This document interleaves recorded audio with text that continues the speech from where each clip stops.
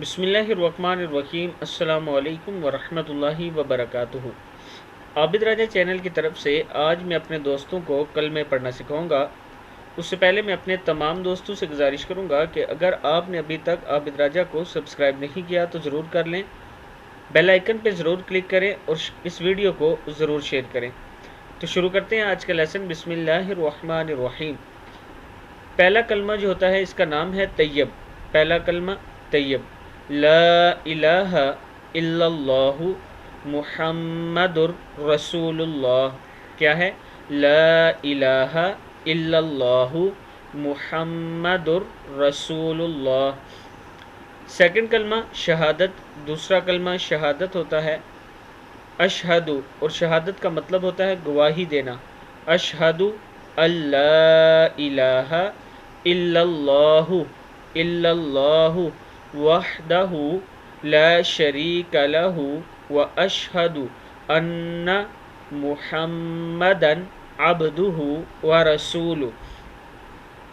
پھر پڑھ لیں اس کو، اشہد اللہ الہ الا اللہ وحدہ لا شریک لہ واشہد ان محمدا عبدہ ورسولہ۔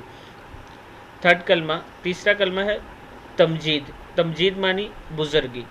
سبحان اللہ، سبحان اللہ، والحمد للہ، والحمد للہ، ولا الہ الا اللہ۔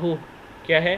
ولا الہ الا اللہ، واللہ اکبر، ولا حول ولا قوة الا باللہ العلی العظیم، الا باللہ العلی العظیم۔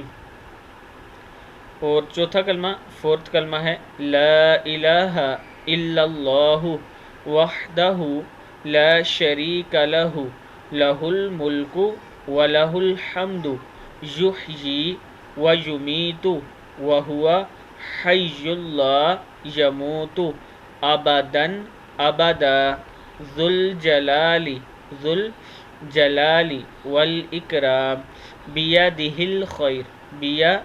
الخیر وہو علی کل شیء قدیر، وہو علی کل شیء قدیر۔